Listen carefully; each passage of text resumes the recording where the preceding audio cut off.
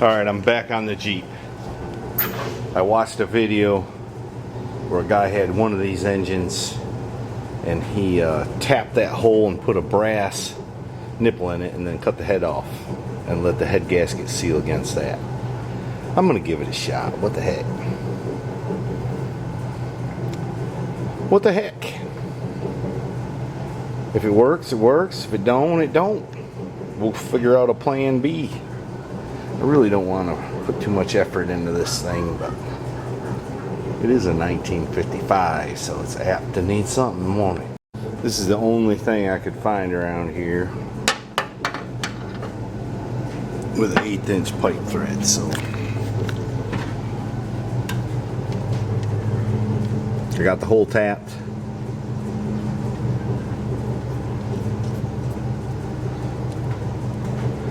I'm gonna snug it up with a wrench as soon as I find one.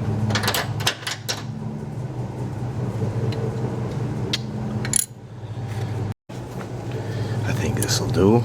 Oh yeah.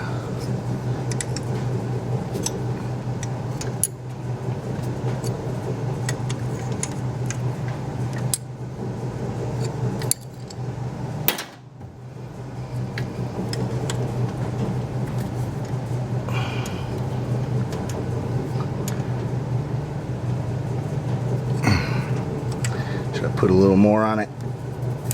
That's all it wants. Now I gotta find a hacksaw blade and cut that. Alright, there it is.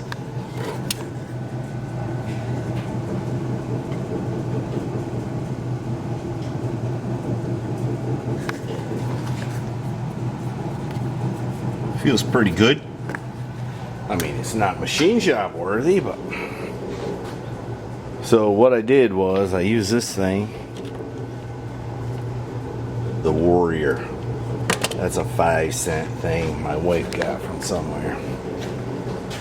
And with a cutoff wheel that slung 2 of them off. And then I used that edge of the file to get it down pretty good.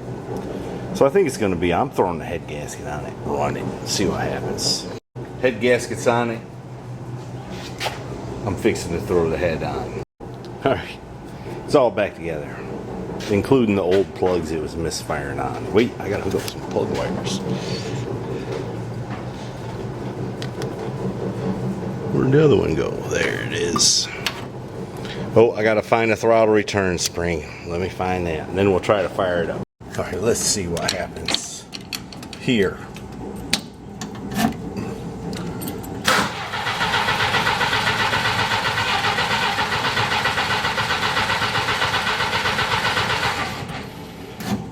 Thought it'd have cranked by now. Of course, I had to fill the carburetor up with gas.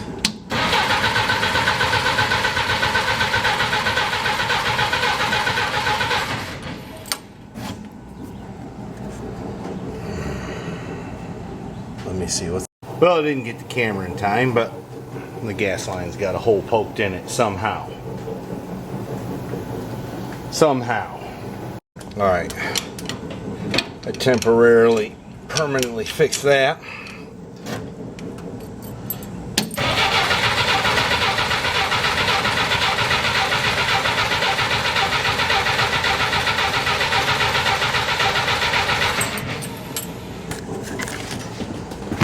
What the heck is going on here?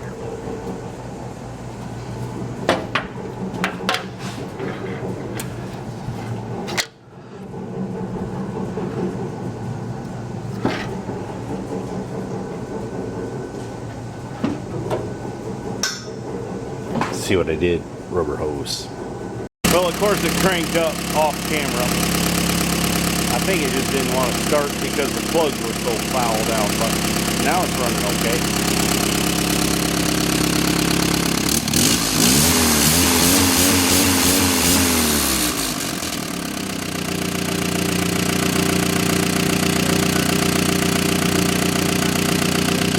I don't see no bubbles in the radiator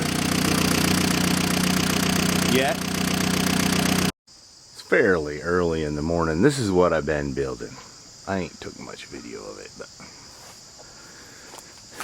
it's a pole barn built out of entirely salvaged materials.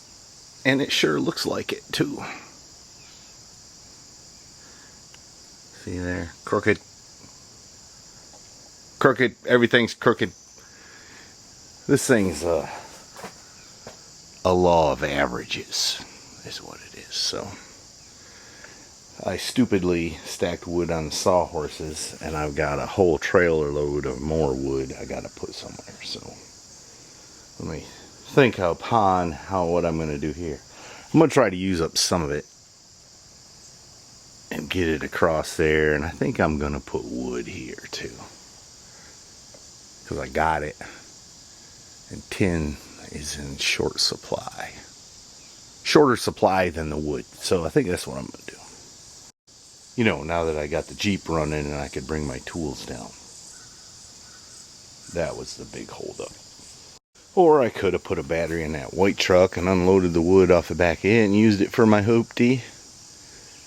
Or I could have changed the oil in that red truck and put a tire with air in it on the back, and a fan belt. Could have used that. But neither one of those are four-wheel drive. And it ain't a Jeep. So there's my logic. Crooked. Rotten cedar. But it is a roof over my tractor.